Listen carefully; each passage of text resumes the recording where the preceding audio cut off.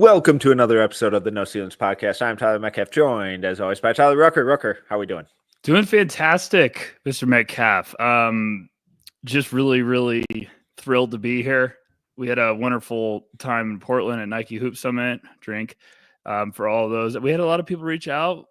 Really excited about this year's Hoop Summit. You know, some guys already declaring going to play college basketball next year. So thanks for everyone for checking out. But I'm doing fantastic. How about yourself, sir? We got NFL draft in a week. Also, NBA draft podcast that also mentions the other draft. What an exciting time.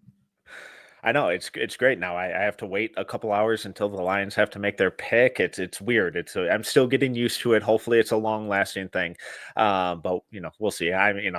Currently I'm coming off of a high after watching one of the most insane Manchester United games and comebacks I've ever seen. So apologies if I'm a little frazzled or all over the place. The game was drunk. It was incredible. Glory, Man United. I got nothing to give there. Congratulations to everyone that likes international football. I applaud you. I can't like if I had to stress out right now about also a team of interest rooting wise. Oh man, we already got comments. Thomas gets it. He gets it. Thank you for the YouTube army checking in early, but yeah, that one would drive me a little crazy right now. I mean, I got to focus on the Celtics. I can't also be having a soccer team. Yeah, you're really stressed about that 2-7 matchup against the Orlando Magic, who can't make a jump shot. I got Orlando Magic fans. I love them, so I'm stressed out that I have to kind of hate them for a couple weeks. But Metcalf, you know how it is. With like the moment the playoffs, like the tip off of playoffs, it's stress ball. Like I'm fully back invested in like all fandom mode. I usually pretty like I let the biasy kind of water down during the regular season, but now it's like, okay, I'll take the gloves off. Like it's time to roll. Check ball. So yeah, exciting time. Well, yeah, I mean, I'm sure the Orlando Magic army is going to be really, really tough to deal with compared to Laker Nation, but don't bring Orlando. Yeah, so it'll be fun. We're having fun. But yeah. Big episode today, but real quick, a little bit of housekeeping to get out of the way. No Ceilings Plus members are feasting these past 2 weeks. Last week we had daily recaps, big picture, my new picture, all of it on Hoop Summit. Nick, Corey, Albert, Rucker, and I were all out there all week. Reactions to practices, a little bit of intel here and there, reaction to the game. A lot of really good stuff that people seem to be appreciating. And we have boots on the ground over at Portsmouth Invitational all week as well. Those posts are going up daily. Steven did a great job doing a little bit of a solo pod earlier this morning, written piece for No Ceilings Plus. He's covering it all. He's having the time of his life out there. So make sure go check all of that stuff out for No Ceilings Plus subscribers. We appreciate you all. Got some really fun, exciting news coming in the near future as well. And every time we ask, you guys deliver. We just hit that 14,000 mark on YouTube. You guys are incredible. I don't want to be greedy here, but why not 15? Why not? Why not? If you're here, if you're watching live, if you're watching after the fact, just hit that subscribe button. It does wonders for us. And while you're also over on our channel, I just put up a Trey Johnson film school on his passing and why he's so much more than just a scorer. Go check it out. But Rucker, we got a chock full episode. Should we just dive in? Yeah, let's get weird. I also wanted to reiterate, shout out to the No Ceilings Plus crowd. You guys have been fantastic. Be on the look, folks. We draft guides under development. I couldn't be more pumped about how it's coming together for this year. It's gonna shock the crap out of some people. So be on the look for that. It's gonna be here a lot sooner than we realized. But I think we're targeting like early beginning of June. But be on the look for that because it is going to be a beast. A lot of good work's going into it. It looks awesome too. It'll be fun. All right. So we're doing a mock draft today because I wanted to, and the timer is running out for us to kind of sim the lottery and get a little bit of a mix up in terms of the order and not just go through the standings. The lottery orders or the standings, the odds are set in stone for the most part. We got 2 games left to figure out the very end of it, but the heavy hitters are kind of figured out. So let's mix it up a little bit. Let's introduce a bit of chaos, and we're going to do it live. So we're not prepping and we're not, over preparing for it. we're just gonna have some fun, and we're using our friends over at Fanspo to do it. Track it. You guys can do it using our rankings as well. Send us your mock drafts as well. Love seeing all of those. I love how outlandish and strong some of these beliefs are, because we all have them. It's fun to go against consensus sometimes. But all right, let's sim the lottery here. I love the little. Do we have any Wizards fans? Let's go! Oh, San Antonio. Oh, San Antonio. The Wizards. These ain't the same Washington Wizards. Tough for Utah. That's a tough one. That's not ideal. All right, so that's good jump for the Wizards. OKC Huge jump for San Antonio. Decent jump for New Orleans here. All right, let's just dive in. I'm going to call dibs on the first pick because I want to see what you do at number 2. I mean, okay, go for it. Twist my arm. I don't think we're still working on it, but I don't think these rankings for everyone watching are updated on the Fanspo. But I got our updated board over here. Why is this not letting me?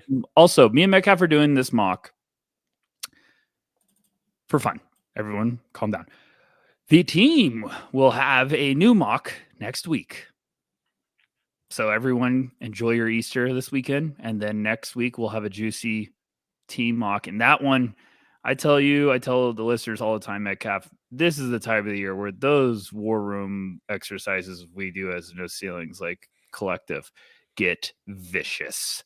Yeah. So I'm very, very excited for that. But next week, we'll have a new mock-up. Apologies for the delay here. Any idea why I can't click the start the draft button? No, but we're off to a good start. This is strong. Loving that. Let's see. Can I go back? All right. I'm just going to have to track using mock draft right up there. Yeah, that's what I just did. Click that. Yeah. This is fun. Yeah. Fun times. Facebook. Okay. Oh, why does it say? No, it says you're doing like auto pick or something. Nope. This is unbelievable. You're just fantastic. Oh, you want to pick for all teams? Yes. Yeah, this is great. Anytimes, we're having fun. Okay. Anyone in the chat helping us out? Maybe they're just having a day too. Click NBA under draft order is what the fans are saying. Okay, there we go. Unbelievable. Oh, there we go. Little technical difficulties. Everything. Thanks, a shout out for Ginwell. If I said your name wrong, I'm so sorry, but thank you. You appreciate you saved the entire. This is why we do it live. Otherwise, we'd be sitting here twiddling. All right. Okay. Let me get this out too. It took me way too long to set up. We're rusty from Hoop Summit. I was like, oh gosh, I have to pod today. How do I do this? So we're back. Okay. Everybody gets one. Wizards fans, congratulations. You're pairing Cooper Flagg with Alex Sarr, Bob Carrington, Keyshawn George, Bilal Coulibaly. Best player in the draft. Can I give a shout out? I don't know if you saw this clip. Actually, what's the opposite of a shout out? Austin Rivers said like it would be the worst thing ever if Cooper Flagg went to the Wizards. And I'm going to go to bat for Wizards fans, not just because I love you guys, but like, what are you talking about? Like new management from when Austin was there. I don't remember, was that 20 years ago? And like the pieces they have in place are fantastic. I think Washington's one of the best places for Flagg to end up. So great fit. Spurs at 2. Great. Yes. All right. I'm going to make it simple. Give me Dylan Harper. I know everyone's going to be like, hey, they traded for De'Aaron Fox. They have Stephon Castle. I do not care. This is a 2-player draft for me. And what I mean by that is you take those 2 and you sprint to the podium. So figure it out later. But Harper gives you another unbelievable upside, all NBA upside, floor general in the backcourt. You're building depth. You're building blocks right now. So I like it. Would you do the same, Metcalf? I think so. It gets sloppy. I'd be intrigued by Ace though. I have Ace at 2 still on my board. Same tier. I think I might go Ace there for the Spurs. I know that's not the popular opinion, but he's having to make 0 decisions on that team with Wemby and Fox and Steph Castle, and maybe Chris Paul. I don't know. I'm not counting. I'm not building around 41-year-old Chris Paul, but you get the point of they already have established ball handlers in place. They already have established guys who have immense scoring gravity. And I like his length. I like his defense. I like the shot making. And when you take away all of the creation responsibilities and just simplify what he's supposed to do on the offensive end, I think the results are going to look a lot better than people are kind of giving him credit for. So I kind of think I would have gone ace now that I talked myself into it. But No, we're I off to know a good I start. know it's not the popular opinion, but not going to lie to you. No, it would be a tough spot. Like, obviously, if I'm in a front office and you like enough of the other guys, you're probably ringing the dinner bell like, who wants Dylan Harper? Like, who's willing to overpay to come up? But yeah, shout out to Armand. Like, you're probably trying to get someone to overpay to come up to 2. But I just personally think this is if I got 1 or 2, those are the 2 guys I'm taking, because I just think that highly of Dylan Harper. I think 6'6" floor general. Like, here's a better question. I'm still a big De'Aaron Fox believer. Is De'Aaron Fox shifting you away from a potential All-NBA guard? I mean, in the right context, couldn't De'Aaron Fox be that All-NBA guard? Yeah, absolutely. I'm just saying, I just think Harper's diet special. I also like, could you get weird and play all 3 of them? Probably. That's where I mean, Harper's shot would really have to come around. Yeah. But I mean, you could play him and Fox together easily. You could play him and Castle, or you could play Harper and Castle would be possessed as potential backcourt, like, defensively. Yeah, spacing there could get a little tricky. Yeah, absolutely. And just to be clear, none of that is against Dylan Harper. I have him and Ace basically tied at that 2 spot. It's just team fit. And like, if I was the Pelicans here, now I have the 3rd pick with the New Orleans Pelicans. If they were at 2, dream scenario, taking Dylan Harper. I love that so much for them. This kind of feels like worst case possible. Because I hate the Ace Bailey fit there.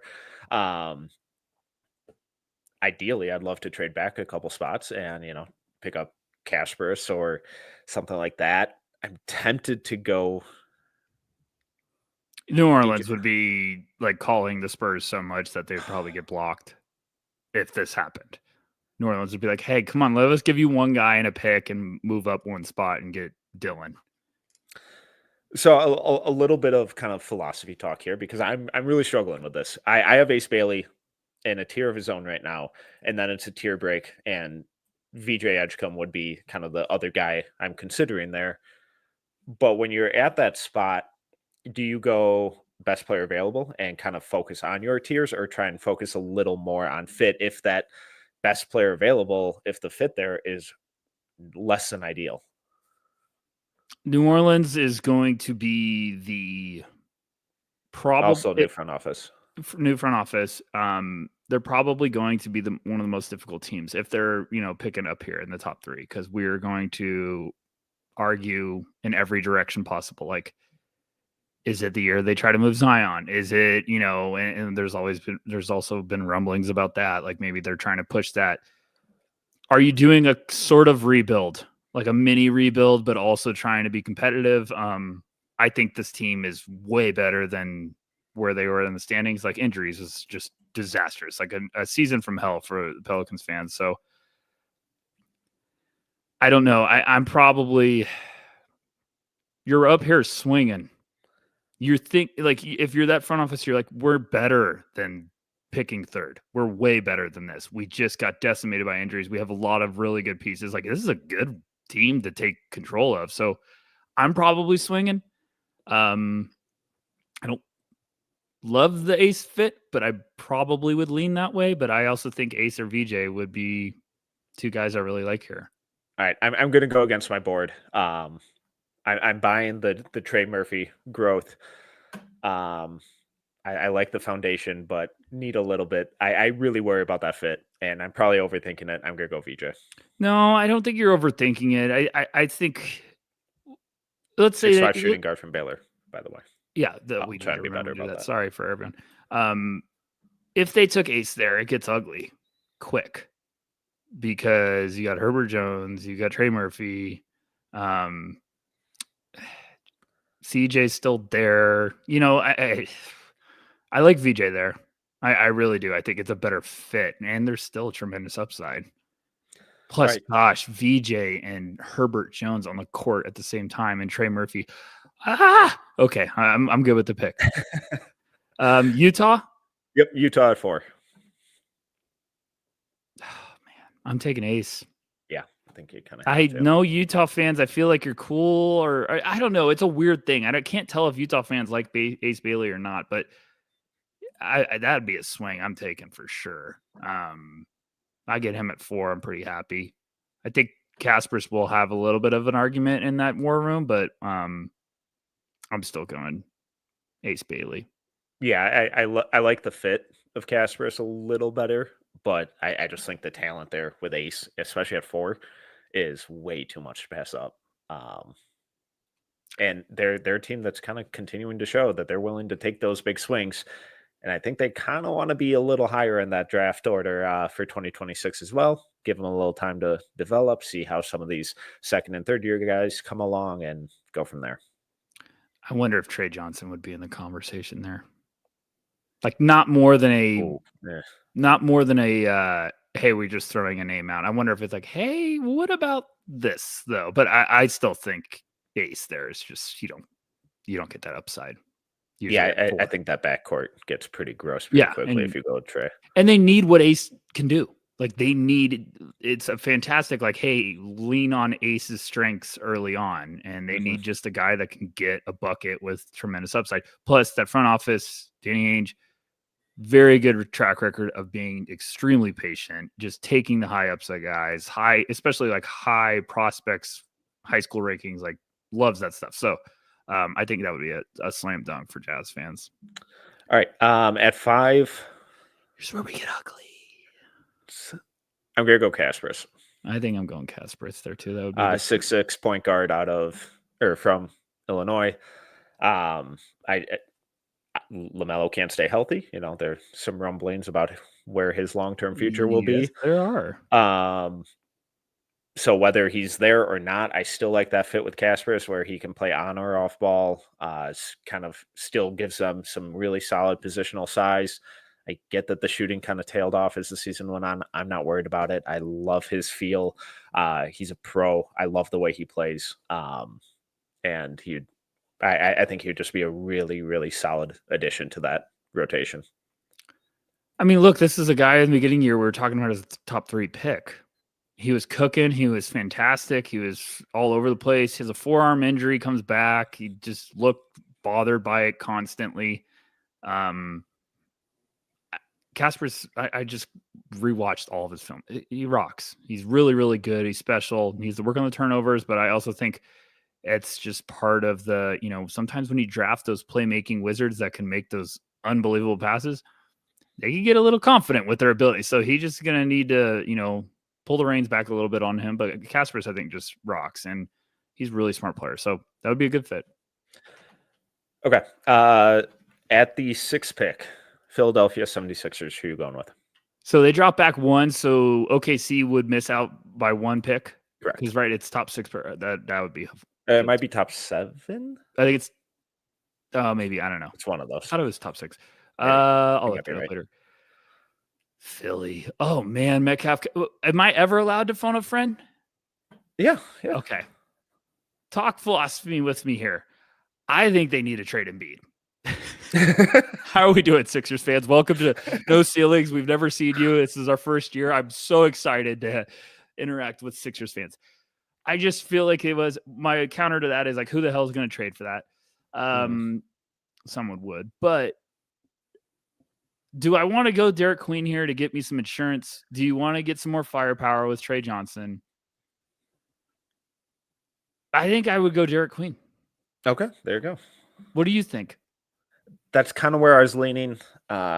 He's not highest on my board, but like, what if Embiid doesn't play again next year? And he'll play again because he's got $300 million on the line. You know what I'm saying? What if he tries to come back, plays 20 games, he's out? Like, what do? You just keep trying this every year? You're going to be picking. I mean, maybe that's the best tank job. Well, then a new front office comes in and has a lot of decisions to make. That is true. Yeah, I think I would go Queen because also, like, if Embiid is on the court, check the ball up. Let's play Queen and Embiid together. Have fun. Could you imagine those two on the court at the same time? Oh my goodness. The Woo. foul baiting would be insane. It'd be incredible. a lot of swagger on the court though. So we got to count that into our evaluation. But seriously, like that playmaking, that size, Yes. you put Queen at the 4 with Embiid, you can get fun. But I also think if Embiid is hurt, you can have Queen roam in the middle. So I like that. 6'10" center from Maryland, Derek Queen going to Philly. All right. At 7, the Brooklyn Nets with the first of 24 first-round picks. God, it is insane how many firsts they have. They have 4? Yeah.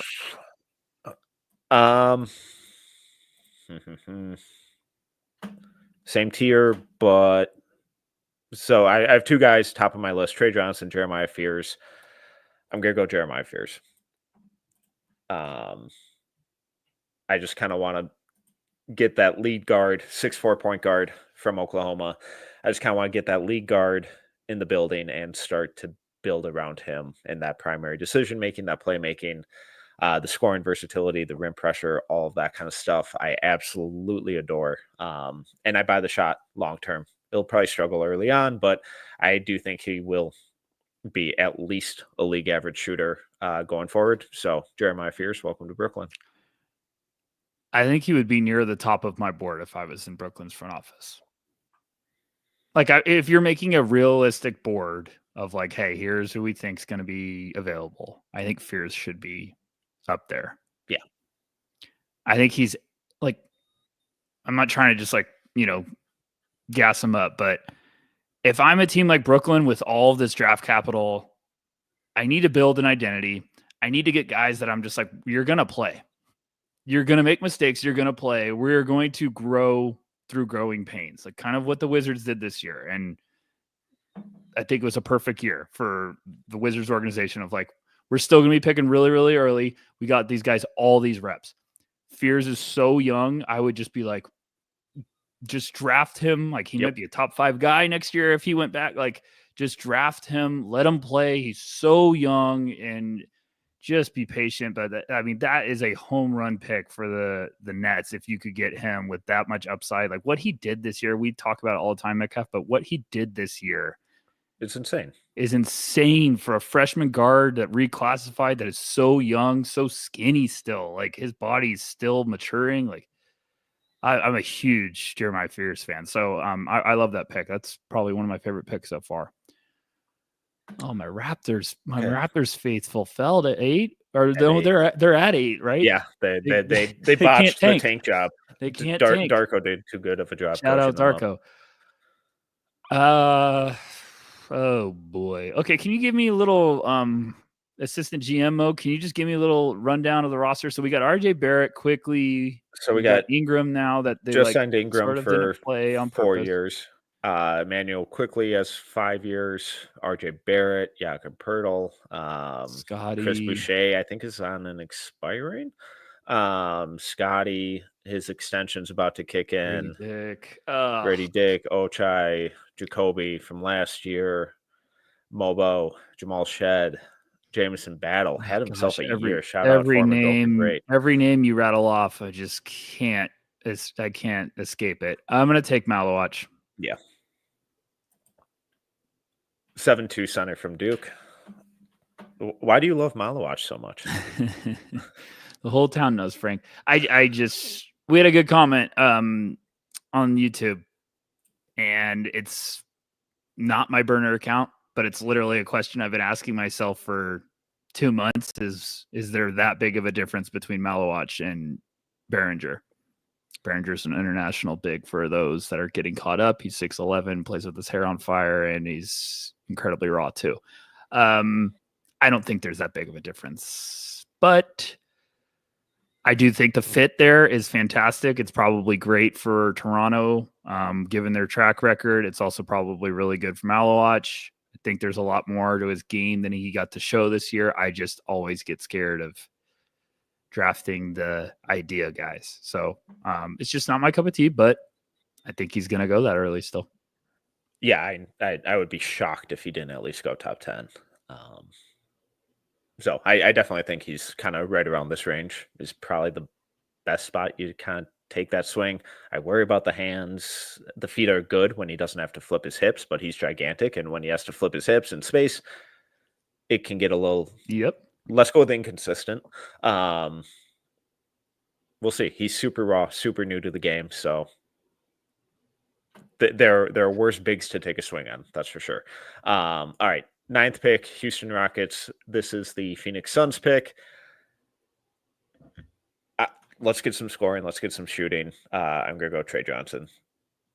6'6" guard from Texas. In case you missed it in the open, just did a film school on him, showcasing his passing and how he's way more than just a scorer. So go check that out over on the YouTube channel. But I really like Trey. I do worry a little bit about his kind of inability to consistently separate. Like that explosiveness, that burst isn't always there. It is sometimes, but I think he's a really smart passer. The scoring was ridiculous all season. I think there's some stuff defensively to kind of build on going forward, but he cannot get around a screen cleanly to save his life. Don't care. That's what Amen Thompson's for. Let's go get buckets. Yeah, I mean, if you want to talk about pure fit, this would be a fantastic fit for Trey. And what the Rockets need is, I mean, putting him, and I also think Reed Shepherd's going to shock people with his second-year leap. So, I mean, you get Reed, Trey, and Amen on the court together is very, very fun basketball, not to mention all the other pieces they have. So I like that. That's a good one. Shit, I got Portland. Every year, shout out to our boy Mike Schmitz. I gave him crap at Hoop Summit because I was just like, every year, I don't know what you guys are going to do. And I puzzle about that direction of the team, just like because they're building something. But I was just like, man, the draft always comes around and you guys can go so many different directions. I'm going to take a guy that I'm really heating up on. I'm really thinking he could go much earlier than this. I'm going to take Con Knippel. Oh, welcome to the party. Here's my BPA. Let's go. Where do you have him? 6'7" shooting guard out of Duke. I have him at 8. Yeah, I'm getting to that point. I have him at 10, and I'm kind of getting to that area of like, how can I squeeze you up a little bit? But I know the name. I'm going to move down, but it's okay. Like Knippel a lot. I think this right now we have some of my favorite fits like ever. Yeah. For the draft, which means it's not going to happen. But like Knippel to Portland, Trey to Houston, Fears to Brooklyn. I think we're rolling right now. Love it. Yeah. So what's kind of turning your tune on Knippel? Because I was kind of in a similar boat as you earlier in the season, where I was like, man, I do not see this at all. Like, yeah, as a spot up guy, like I think there's room to grow there. The shot is, he's got a pretty shot. Is he just a shooter though? He can't really create. And then you just kind of keep watching more and more and more. It's like really high level pick and roll stuff. Throws a really good lob. Incredibly strong and gets to his spots easily, moves his feet well on defense. Does he have the highest ceiling? Maybe not, but I just think as like that kind of off-ball guard, I think there's so much to like there. Yeah, I love doing these season highlight videos on YouTube because I tell you all the time, it's like sometimes I just get to see what all the highs look like.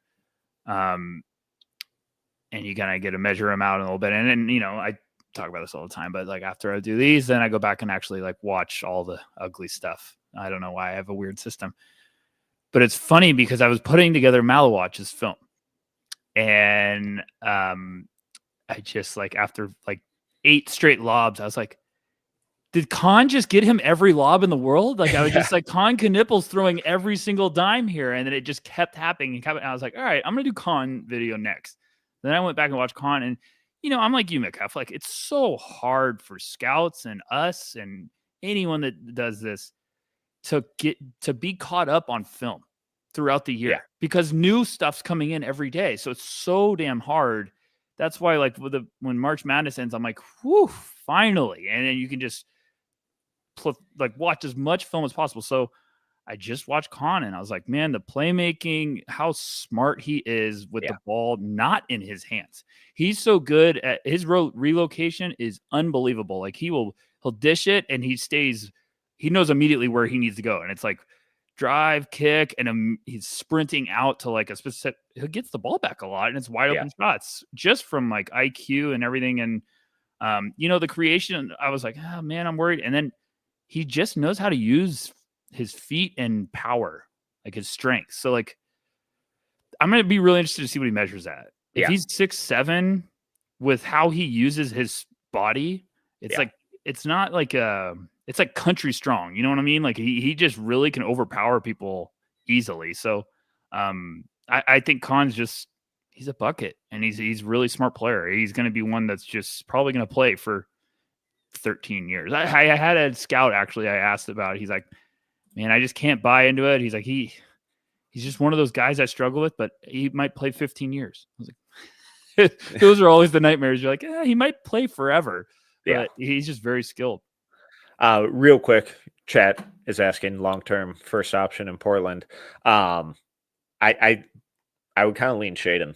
I think they're really excited about the way he's developing. And then I think the long-term, the hope is Shaden 1, Scoot, if hopefully he can grow into that secondary option. And then if you have Denny as that, 2.5 or third option, that's when things get really, really fun. Currently Denny's kind of the one there, but I think long-term,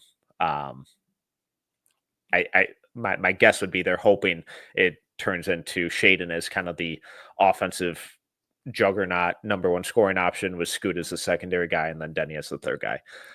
Their team is so much damn fun right now. Like their team, Blazers fans should be pumped out of their mind because where else, Tamani Kamara and Klingent, like they're cooking and they got a lot of pieces they could try to dangle to move for some assets. So they're on the right path. I can't wait for the over-unders for next year to come out because I'm going to be hammering Portland's over. Go ahead, Metcalf. You're up with the Miami Heat. Yep. Miami at 11. I'm getting them a point guard, and I'm getting them one who's gigantic. I'm going 6'9" point guard, Yegor Demon from BYU. We heard a little buzz today. Yegor's shooting, quote, the shit out of it at workouts, which is always fun. It is. Because you get in your head about your evaluation. You're like, I know it. He's going to be able to shoot. It looks good. I buy it. It looked good in person, too. I bought it. We'll see. That's a good one. He's a great wild card. I hope he just kicks ass in workouts because it's going to be the biggest wild card for the draft. We're going to be like, what does he go now? How high? I like him going to Miami. And at the very least, it's an upgrade over Terry Rozier. So, I can't say jokes. Go ahead. All right. With the 12th pick, Dallas Mavericks are on the clock. This gets a little weird. Ooh. Remember, defense wins championships. Yeah. No pressure, huh? This front office. No pressure on this one. By the way, that interview. It was something. Could you repeat that? It's going to be my new favorite phase. So we've got McNeely on the board. We've got Asa, Ray Boyles. Oof.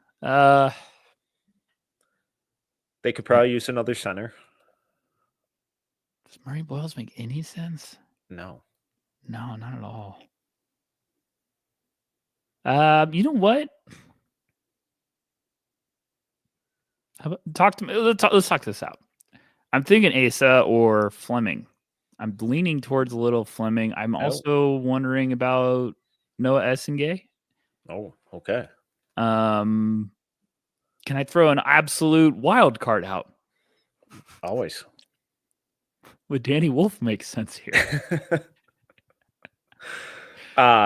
Given their mantra on defense wins championships, that would be a heck of a pivot. Or you just bring him in and let him run point again and put him in the Luka role. I'm kidding. You took that a little too seriously. You know what? I'm gonna go.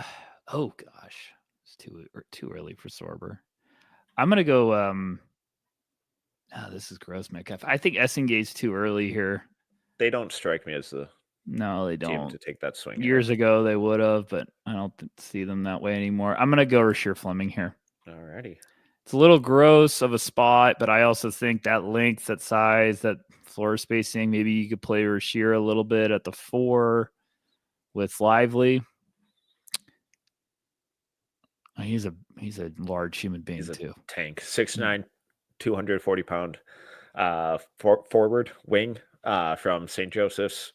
Had an awesome year improving as a shooter, off-ball scorer. The rebounding, the defense is all fantastic. Doesn't do a single thing off the bounce, but with Kyrie and AD, not sure you need to. Spot him up in the corner, play defense, crash the boards. I mean, you also could go gigantic and go Lively, AD, Fleming. Yeah. Clay, Kyrie. Yeah. We're back. Mavericks fans, we're back. Would you have gone the same direction there? That one's a puzzling one. I never thought about. I probably would have gone McNeely. I'm cooling on McNeely, so I need to do his film next. And they're kind of right around the same spot. Like they're only separated by a place or two on my board right now. But I think I definitely buy the shooting with McNeely more long term. But there's I don't dislike the Fleming pick at all. Did we just have Portland Mavericks Bulls death row? Oh, yeah. Oh, gosh. That would actually give me like a panic attack during mock draft season. If that's the actual trio. Oh, man. What do we go ahead. I'm fascinated to hear your thoughts here. Me too. Because I don't know what to do with this team. That playing game was brutal. You'd think you'd show up, season on the line, but I was working on the draft guide, and I was like, oh gosh, I need to turn on the game. And I turned it on, and it was like 20. I was like, I guess I don't need to watch the game. Yeah, it quickly got relegated to being muted on the second screen. For me, it's like, oh boy, we'll keep this on and monitor it in case some chaos happens. But shout out Modest Buzelis having a really good rookie year. Yeah, so let's get positive for Bulls. Yeah. You should be pumped about Buzelis. Yeah. So I'd want to surround Buzelis with a running mate. And Josh Giddey looked great. Yeah. He's had flashes. Super pumped to pay him $40 million, though, for the next 4 years. Him or Patrick Williams? Oh, God. Good news, though. Vucevic is still has another year, so we got that going. Try to convince me this isn't a Murray Boyles team. No. Okay. Try to convince me this isn't an Asa Newell team. I sort of want to get McNeely and him and Buzelis just go wild, but I also feel like the one team I could see Murray Boyles being like, oh, I could buy into this is the Bulls. And I have Murray Boyles high on my board, but like fit wise. Yeah. They're rebuilding. So I'm going to take the big picture look at their front court. I'm going Thomas Sorber, 6'10" center out of Georgetown. That's my guy. I Big like fan. that pick. It's a good pick. I think defensively, him and Buzelis are kind of a fun little building block. I think he's skilled. I think he's going to shoot it at a respectable clip, at least long term. I know the outside numbers weren't there this year, but I like the willingness out of like some pick and pop stuff, some trail 3 situations. Obviously had the injury down late in the season, but I think his rebounding and defensive tape was really, really encouraging. And Bulls should be taking the long-term view here. And that's kind of the best, like, pure real center on the board for me right now to make that rebuild with. I got him at 12. So I love 15 him. For me. Yeah, I love Sorber. I think he's an absolute beast down there. And this would be a very smart back-to-back draft process for the Bulls. You got your forward of the future. Go get another building block. Go get a big man in the middle. And he's 6'10", 255. He plays 280 sometimes. I mean, he just manhandles people. So I really, really like that pick. Ton of upside. That would be a good one for them. And sort of start to be like, hey, we have a direction now instead of just an island of misfit toys. Atlanta. Gosh, man, another roster. I'll go McNeely. Okay. You seem ecstatic about it. No, well, here, give me the 6'7". roster again. I'm sorry. This is there are these teams that I always feel like, oh gosh, I forget they have 4 guys, and I'm So like, they still have Trey Young. they got Clint Trey. Capella's on an expiring, so He's he's gone. gone likely. Kongwu, Levert's on an Ricochet, expiring. Okongwu, Ricochet, Terrence Mann, George Jalen. Niang, Dyson Daniels, Jalen Johnson. Yeah, I like McNeely there. I think that works. I was trying to think of maybe Asa, but like if I have McNeely and Ricochet on the perimeter, I'm probably feeling pretty good. It's a lot of shooting. A lot of shooting. And We got shooters. So Liam McNeely, 6'7", wing forward from UConn, off the board. Okay. At 15, San Antonio Spurs. At number 2, they went with Dylan Harper. They're winning the draft already. They got Dylan Harper. I know Spurs fans are going to come after me, and I'm going to get some DMs of like, we have all these guards. I'm like, yeah, you're right. You got an all-NBA potential guard. Thanks. Appreciate it. How weird do I get? No, that makes sense. Dylan Harper and Wembanyama pick and rolls might cure a lot of loneliness. You know what? I'm going to have some fun. I think you can run some really creative stuff here. Give him a little size. I'm going Danny Wolf. They've never been more back. You could talk me into any team for Danny Wolf. I watched his film and I was just like giggling like a kid. I was like, oh my gosh, the stuff he does on the perimeter is ridiculous. So now you have Wembanyama, Danny Wolf, Dylan Harper, De'Aaron Fox, Stephon Castle. Is it going to be good? I don't know. Is it going to be fun? Absolutely. Hell yeah. That's all we care about. Just give me some fun. It's going to be a lot of fun. And we'll figure out the good later, but I like that center depth. I think you can run some fun 4 or 5 inverted stuff with them. Doesn't fix their perimeter, their wing shooters at all, like even a little bit. But that's what free agency's for. Or we think so. Orlando at 16. There's some weird rumblings about this team.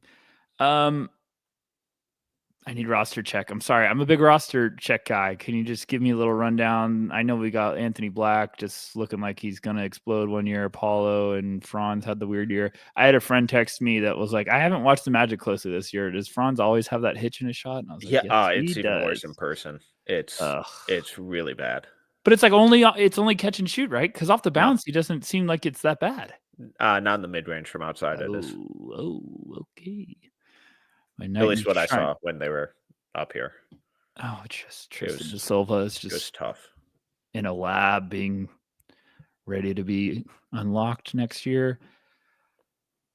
I'm going to go, you know what? No, I don't want to go big. I'm going to get him one of my guys on the perimeter. I'm going to go Nick Clifford here. Yeah. I like Asa and Murray Boyles, but I'm just looking at these teams and I'm like, And I think Neek is just, you're getting another step forward. Like, I think a lot of these young guys are in for big next years. Like, I think De Silva's going to be really, really good at his second year. And I think Neek would come in and be another very versatile piece. A lot of fans, Metcalf front offices, a lot of fans. Yes. 6'6" wing from Colorado State has shown a ton of improvement every single year. As a little streaky of a shooter, but the overall numbers are there. Really smart decision maker, incredible rebounder for his position. He was the guy that my head was saying to go with the Spurs pick, but my heart took me another direction. Yeah, I mean, reading some of the comments, I think Spurs fans they love it. It's all positive stuff. I think they're hiring John Wick to come after you. It's all positive stuff from them. I told John Wick that you hurt their dog. But that Alrighty. pick's going to be weird. I mean, I probably would have gone in a different direction, but I love you thinking with your heart. That's why we have the War Room mock coming up next week, folks. Yeah. So if you want to get all emotional, next week Metcalf would have nominated that, and everyone would have said no, that's wrong. I don't think I would have been the I would have been like, hey, that's fun. Then everyone else would have been like, no. No, we're having fun here. We're having fun. No, my head would have said go with Neek or Carter Bryant. But I want to mix it up a little. It's boring doing the same thing over and over and over and over and over. I still like Murray Boyles. It is really, people need to realize that it is really boring when we do all these mocks and we just be like, oh, the same guy. Yeah, you guys don't want to hear that. Let's get creative. Let's introduce. Let's spark the imagination. Yeah, let's get thinking a little bit. Let's turn the table a little bit. I'm going to trade my rights to draft to Mr. Metcalf for the Minnesota Timberwolves. It's my pick anyway, so you're not. Oh, okay. Shit. Sorry. All right. Yeah, I'm gonna reject that trade. Watch yourself. That I proposed. So, Mr. Minnesota Timberwolves. Now every Spurs fan's gonna be like, well, he purposely didn't take a guy, so he falls to the T-Wolves. No, that's I don't. The fun part about doing a mock draft podcast. What were you be thinking here? Some sort of basketball IQ and decision making. I'm leaning Ben Seraph or Carter Bryant. What did Murray Boyles do to you? I feel like 2 months ago you were just like drooling again. And are you just thinking like, no, he's my Julius Randle again? He's my BPA. Wouldn't they love I worry about the shot. I worry about the lack of interest he's shown for 2 years in shooting. I worry about the measurements, and everything I keep hearing is that 6'7" is awfully optimistic. I hear that too. That worries me. Here's my thing with the shot, because it's not as bad as I thought. I think it's fine. It's a good foundation. But here is my thing when I was watching his tape that I get to. If I was just overpowering everyone that stepped in front of me, would I want to shoot, or would I just be like, I'm going to keep scoring around the basket because no one can outstrip me? Is he doing that? He's against 7-footers every night? Well, I mean, that's the question you're going to have to answer. I think if he was 6'9", we'd be falling. Oh, he'd be like top 6 lock. Yeah. So if he's 6'6", yeah, I'm a little nervous, but I agree. That's why I have him up there, but I am worried about the team fit. Yeah, screw it. Murray Boyles.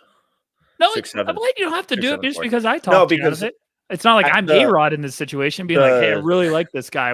I'm a big South Carolina guy. No, because I do like the fit. Obviously, you can't play him and Rudy together at all, like ever. But him and Naz Reid, hopefully they keep him. That's a very fun fit. Your defense gets masked. I think his defense, he helps with the rebounding, the IQ on the offensive end, the playmaking, the screen versatility. And if you buy the shot, this is incredible value. Even if he shoots it at league average value on league average volume, getting him at 17 is going to make a lot of front offices look pretty silly. So, yeah. Colin Murray Boyles, welcome to Minnesota. Miami back on the clock, and we took Yegor at 11? Correct. Okay. They got Bam. They got Cal Elware, which is still my favorite inside joke. Shout out Superman, folks. It's Khalil. I get it, guys. Be a nerd. Oh man, this team. Tyler Hero, Wiggins. Gosh, what a move that was. Jaime Jaquez with plenty of fun stories surrounding him. Okay, we just need dudes.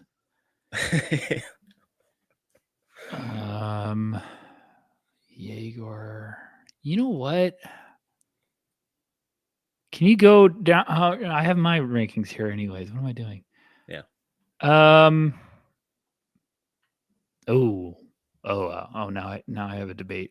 Okay, here's some names that I actually really like both of these names here.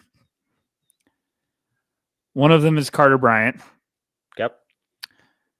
The other one, which I know is going to just have you so excited on life, is Jace Richardson. Mm-hmm.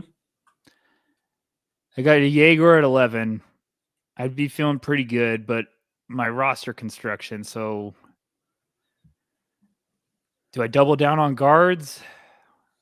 Yeah, and I think either one there is Carter reasonable. Bryant is a guy that I think if he goes back would be a top 10 pick. Yeah. So you're kind of pre-drafting, but I also think could be a like a perfect fit for both parties. Screw it. I'm gonna have fun too. I'm taking Carter Bryant. Alrighty. Heat culture guy. Gonna ruin my evenings right away. That's not Carter Bryant. Shout out Fanspo. Love you guys. It's definitely not. 6'8" freshman wing from the University of Arizona. It'll be fascinating to see what he does. Yeah, I'm doing some digging. I like that pick for what it's worth. I think Jace makes a lot of sense, but adding that size, the athleticism, the kind of simple offensive role, simple but effective offensive role with his upside and the defense already, they're getting pretty big pretty quickly. So I like that for them. I will say, like, Jace is now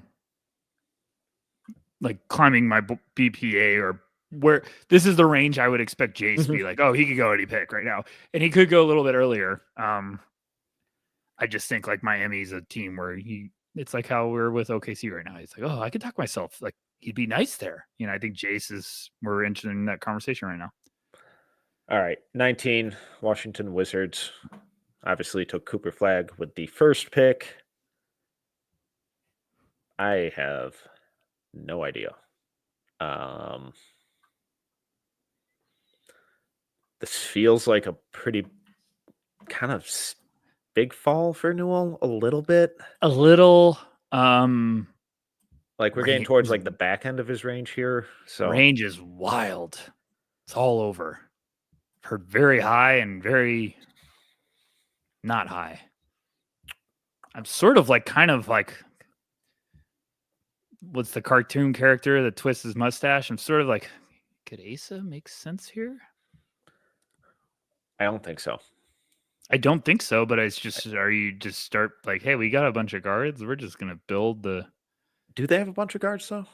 Well, I mean, you got Bub, you got all these guys, you got Tyson. I like Bub. No, I mean, here was kind of up and down, but do you really want to build around him? I mean, I like Jace here.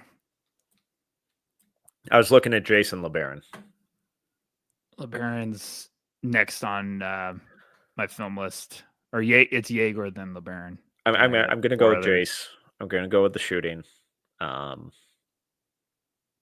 if you buy into him having more kind of point guard capabilities than he showed at Michigan State this year, since they played him in mostly an off-ball role. But, you know, he played a little more point in high school. So if he can kind of build up on more of that, play more of that backup point guard to Bub, play with Bub a little now and then, especially with the size that they have on the wings and their forward spots, insulate them a little bit on defense. He's a smart defender, smart passer, knockdown shooter. Why not?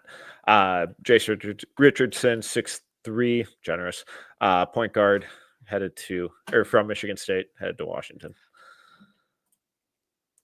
Brooklyn, who got Jeremiah Fears. I'm sorry, I've been watching Jeremiah Fears' film while listening to Pearl Jam Jeremy, and I think it's the funniest thing ever that no one else will think is funny. So that's why I said Jeremy. We took hilarious Fears. That's why I said no one will think it's funny. Fears at 7. I'm sprinting to the podium. Give me Asa Newell. Yeah. Hell, I mean, Brooklyn, we're back. We're back.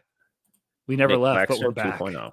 No, come on. I mean, but that's that's an easy pick. It's upside. It's defense, rebounding. Yeah. That's a really good pick. 6'11" forward. I'm gonna say. I don't think he's a center. Forward from Georgia. I still buy the shooting. I was looking at some of his high school stuff the other day. Mm-hmm. The shot looks a little different. Oh gosh dang it. Whenever you say something like this, then I'm like, okay, here's my midnight.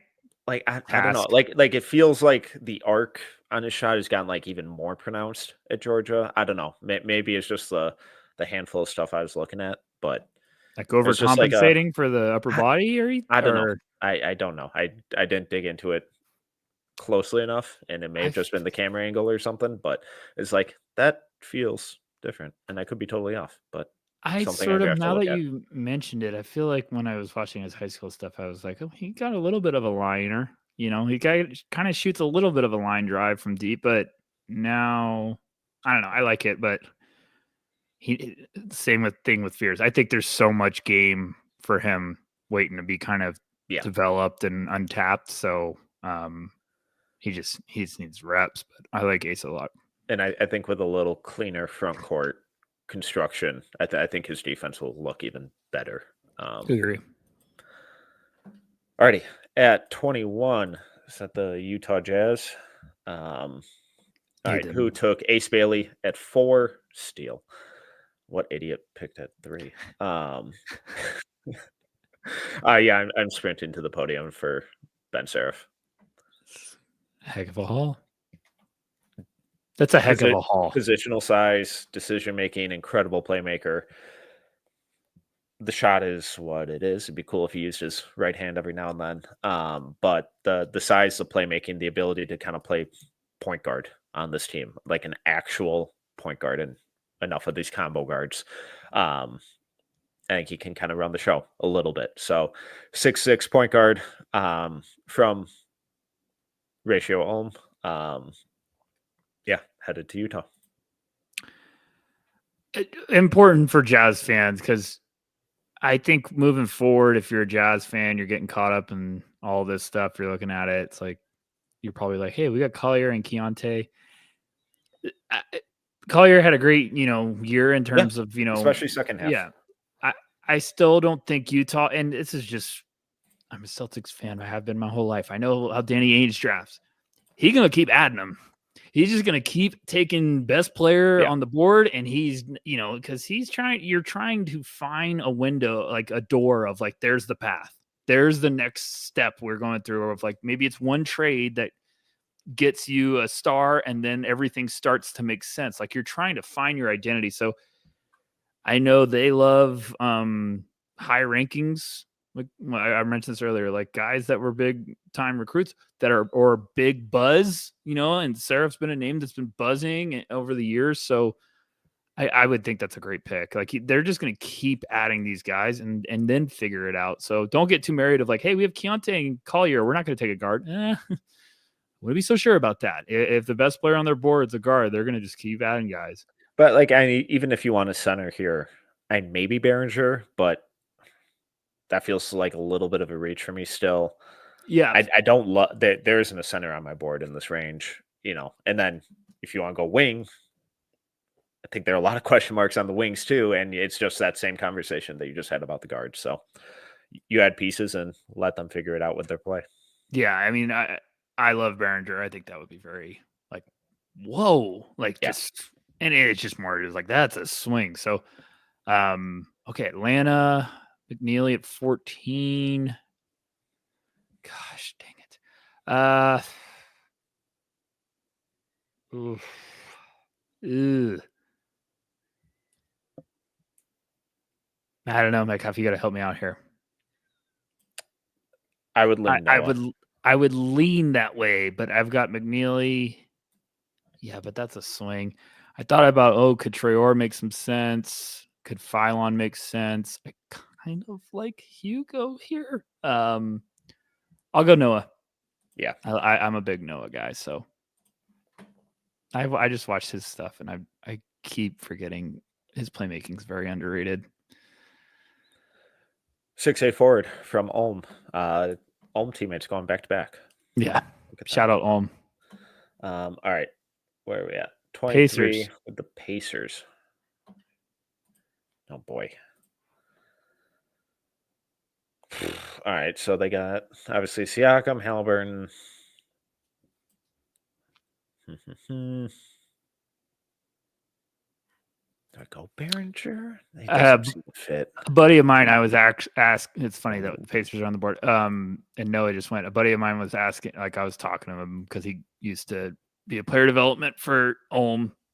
I was talking about Noah and Saraf, and I was like, hey, give me your pro comp for what Noah could be. And he said, I think he could get to a point where he might be Pascal Siakam. I said, that's a good name I haven't seen. I was like, oh, that's fun. But had a lot of good things to say.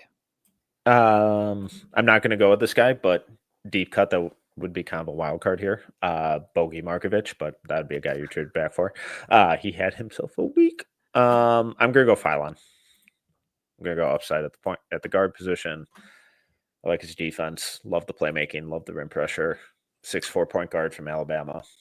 Fit's not the cleanest, but I think in their kind of high pace, high ball movement, high energy offense, he makes a lot of sense. The shot is obviously a big question, but you're at 23. Can I ask you a question? Yeah. Okay, appreciate it.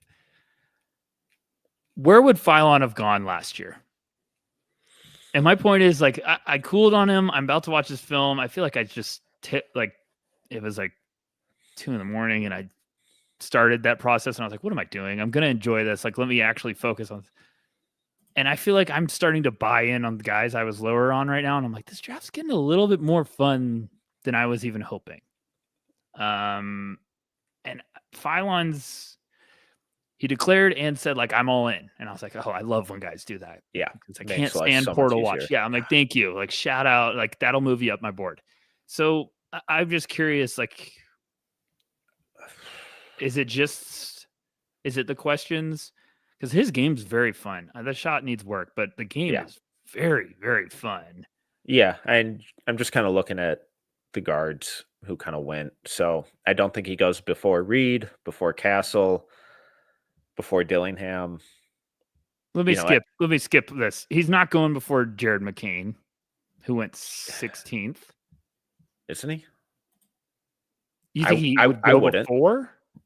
But I mean, like, would the Jazz have taken him instead of Cody, maybe? Thunder, Palpage? Yeah. Oh, no. I was thinking, like, I would have taken Bub over Phylon. Yeah. Wow, it's close to you? I don't know. And it's always tough because we got a year of NBA sample behind it, but I don't know, probably in that 15 to 25 range. Yeah, I think so. So I feel exactly like where we just took him. Yeah, I feel like this is probably a good range. So I don't know. Okay. 24 Orlando back on the clock. You took Neek at 16 for them earlier. Where are you going?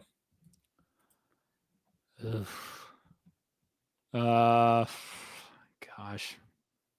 To the phone to trade. Man, Phylon was a nice little sneaky pick there. You know what? This is going to be a little gross. It's getting that way. Can you no, you know what? I don't need to do it. I'm going to get me some front court depth.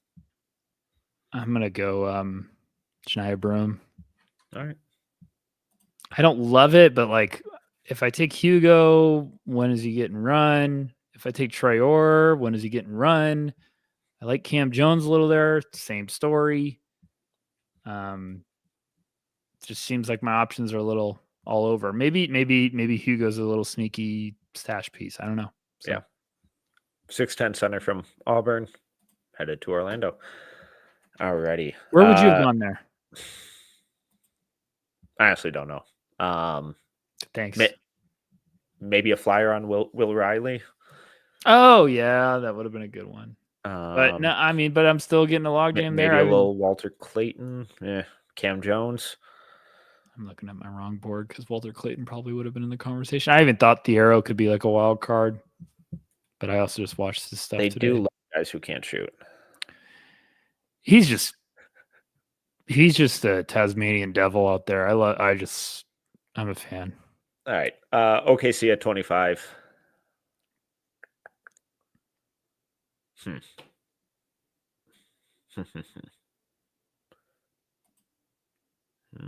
If they took Trey Orr, I'd never root for the Thunder again. I'd be like, stop taking point guards. That feels aggressive. I'd be like, stop taking point guards.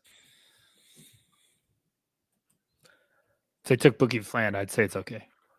I'm gonna go Okay. Hugo Gonzalez, That's a good 6'6" wing for Real Madrid. Maybe he stays over another year. Maybe he comes over.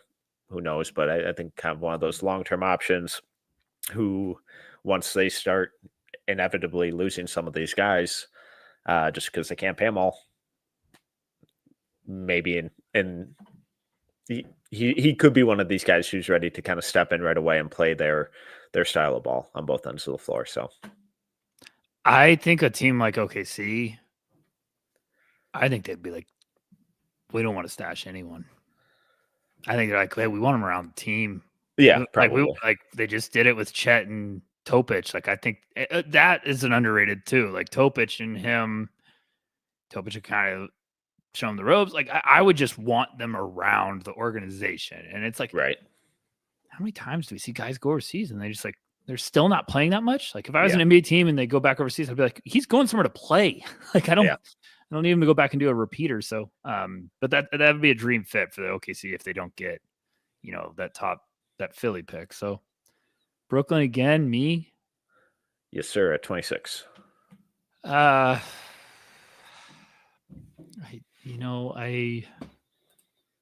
They went Jeremiah Fears at 7, Asa Newell at 20.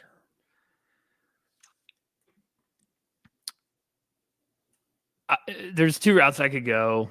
I could obviously hey, I got Fears. I could just double down and be like the best player available, Traore. I'm going to go another route. I'm going to take Will Riley. I think that's tremendous upside. And if I'm Brooklyn leaving the first round with Fears, Newell, and Will Riley, I had a day. Pull out the expensive champagne and pour some glasses around the war room. Like I would be pumped on that trio. It's a lot of lottery tickets. It's a lot of them, but you might as well swing if two of those three hit, you're dancing. Yeah.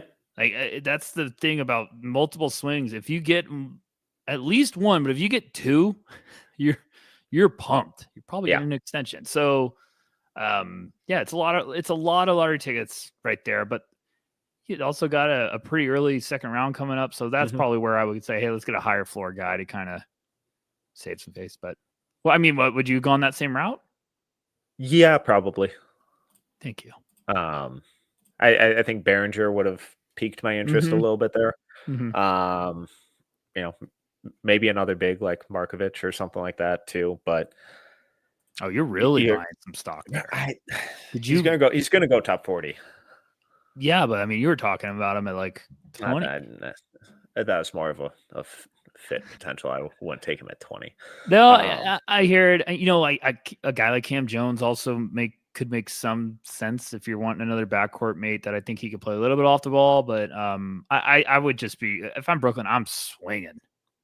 Yeah. Swing for the fences. Especially if what's funny? If you got those two picks, Metcalf, if you're walking with Fears and Newell going to that third pick, you're like, screw it, let's swing. You're probably like, we've already having a great night. Why not just take another swing? So, yeah. Alrighty. They'll take none of those guys now that Brooklyn back on the clock. Oh, really? I just mentioned him. We're gonna go with Johan Behringer.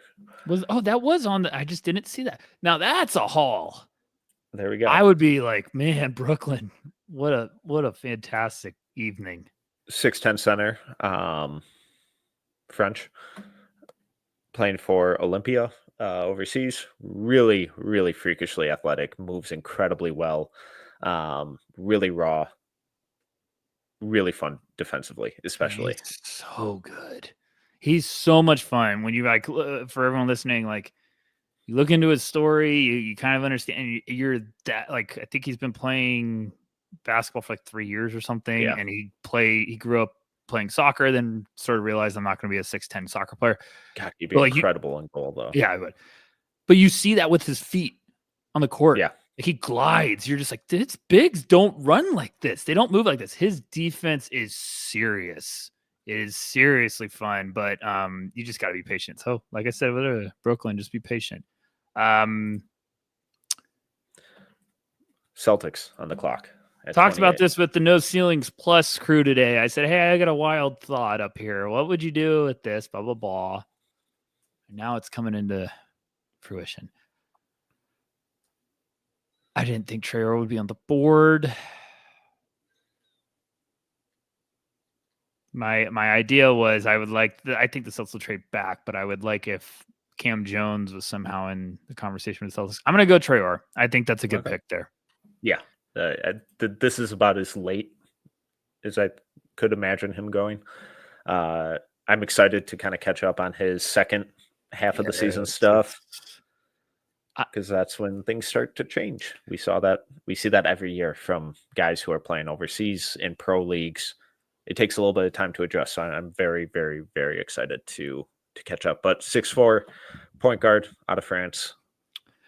Metcalf, I will be shocked if he goes outside the top 20. Yeah, same. Shocked. I have no idea where to put him. I will be shocked. I don't think, we're a little cooler. I caught up on it second half of the year stuff. It's you're going to be in for a surprise. It's a nice shift, but asking around it is, there's a lot of fans. There's still very, very high. So I think that's the wild card everyone needs to buckle up for. As of what I'm hearing now, is I think there's still a lot of fans. Absolutely. At 29, the Phoenix Suns. Gross. I hope they actually make the pick because they need it. You can't cheat the draft for too long. It catches up to you every time. I'm gonna go. I don't believe he's on our board here. I don't believe he's in the system. I also don't believe he's announced what he's doing yet, but I'm gonna go Thomas Houck. Is he declared? How, from Florida? Yeah. I do not believe he's declared. All right. I imagine he's going back, but he's not on there. I tried to. Who do we get to give the? This is my favorite when we pick someone that doesn't. No, I don't like any of those. It's not picking on those guys. I promise, guys, it's not picking on them. Tyon Grant Foster entering the portals. Shout out Sam Walters. Sam Walters. Shout out Sam Walters. So for everyone watching, again, going Thomas Houck from Florida. Is it Houck? That's how everyone the announcers were pronouncing it the whole time. I don't know, man. I need to check your ears. That'd be a fun one. Yeah, okay. Captain pronunciation. Easy. Good. That'd be a fun one. The mullet would play well in the Valley. I said if he the stash. The stash might get a little troublesome. No, we'd buy that. We'd buy the stash out here.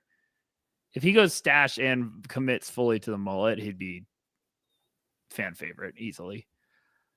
Clippers at 30, my favorite joke. Who are they going to draft and not play? I still like Cam Jones here a lot, so I'll make that quick. I'm going to take Cam Jones. Cam Jones. Love it. He's third on my list for the YouTube channel, and I'm very excited to watch him because I feel like the buzz. Fun. The buzz is just cooled, and I'm like, the shooting numbers plummeted with the insane spike in usage. Yeah. So I don't think he's the what was he 45% or something as a junior last year, and like mid to low 30s, I think, even this year. So the usage skyrocketed. The rim pressure, the shot creation is insane. He plays one of the best two-man games in the country. Never uses his right hand, ever. But insane left hand, and he finishes at ridiculous angles. So he's just the type of guard I would be dreaming of if I'm a playoff team off the bench early on in the career. I'd be like, oh, can we get like a 6'5" bucket getting physical guard? Oh, yeah, Cam Jones. Yeah. That was it? Was it good for you? It was good for me. That was it. Right. I hope people jump in right now and see Cam Walters and they're like, what the heck? The placeholder. All right. Likes, dislikes, regrets. Regrets. I would redo the Danny Wolf at 15 pick, Yeah, but you know, having some fun, getting a that's little the weird. difference between us and other people that we love out there that do this. Me and Metcalf are pretty quick to be like, hey, you know what? That one's on me. I screwed up there. So I'm I glad still you don't admitted it. hate it, I wouldn't hate it. You but know what at it'd be? 15 there are better options. It'd be the draft night. Like we're all falling out of our chair. Like, they took Danny. Like, regret. I would have rather gone Neek or Carter Bryant probably, or even Jace Richardson. I like that fit there too. But Janiah Broom for me at Orlando is a regret. I probably would have gone a different I like Riley direction. there. I probably would have gone Will Riley there. I had another one. McNeely at 14. I just don't know what to do with them. And then the Dallas, I like Rasheer Fleming a lot, but I don't know if that's too rich. Is there like who would you go at Dallas? I know I probably asked you there, but now that we have all the names ahead, like does anyone make sense there? Neek. Man, he like does, Neek but there. it's just such a I like Liam there. it's the one number where I'm like, and it's that way on my board where I'm like, ooh, after this, we're getting into another world. We're going down a rabbit hole. So I don't know. At 3, you know, I probably should have just gone Ace. He was BPA on Why my are board, you regretting that? Not regret. I don't hate it, but It's a better fit. Yes. Which and I think the upside's up there too. Agreed. I don't know how Ace gets on the floor. I like VJ a lot, but I don't know how Ace gets on the floor if he's in New Orleans. And I just have a lot of questions about that New Orleans kind of culture and where they're headed. There are just a lot of question marks around that team for me right now. I like a lot of their pieces, but for some reason, obviously injuries are a big one, but this is 3-4 years in a row of none of it kind of meshing, and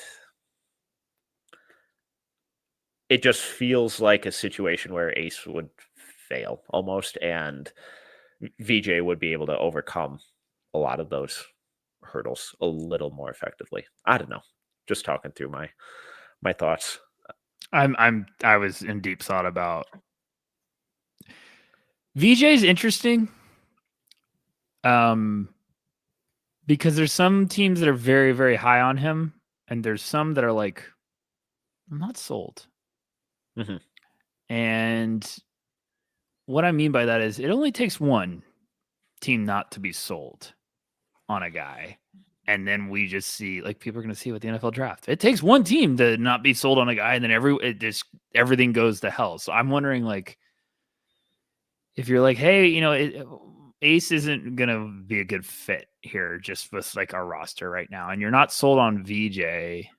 But also, if you're picking at 3, should you really be worrying about fit? You know, you shouldn't. You should be swinging because you're like, hey, we're not going to be here for a while. And if he hits, him and Trey Murphy on the wings is incredibly fun.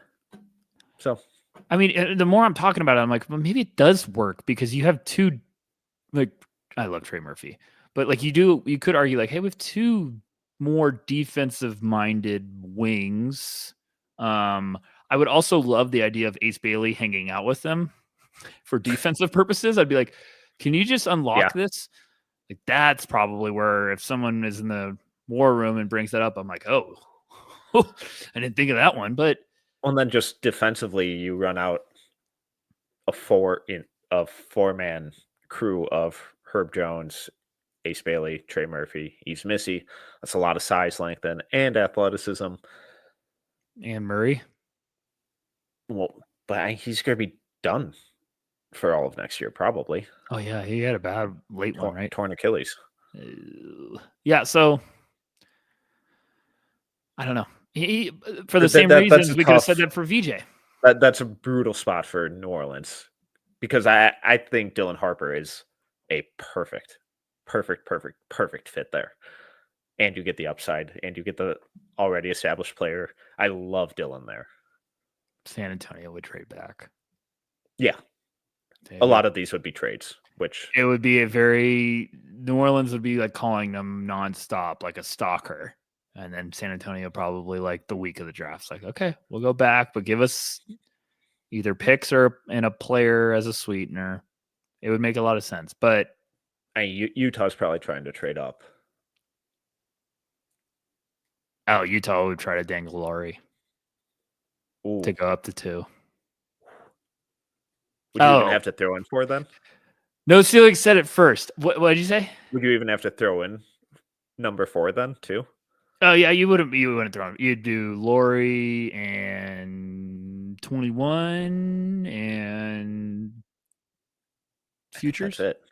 No, maybe. Well, good. To go up to, you're not just going up to 2. You're getting out, and you're taking in. I mean, you're getting Laurie, but is all-star. Okay, would you take Dylan Harper or Laurie if you're starting a team? Well, if I'm starting a team, Dylan. I'm just saying it would be if I have an alien freak and I just traded for an all-star point guard, though, it makes a lot of sense. I'm probably taking Laurie. It makes a lot of sense. Your front court gets a very big boost offensively. You get a nice little 1-2 punch. You've got your backcourt. You've got your defensive wings. Sohan could go to a rotation where he's just going to blossom, like being that little gadget 6-man guy. Okay, we might be onto something there. Shit, that's going to piss me off now. Yeah, that's going to be. We got some fun in store. Lotteries in a couple weeks. What if the lottery happens this way and we're just like, we know what's going to happen? Oh, thanks, Metcalf. This was a fun episode.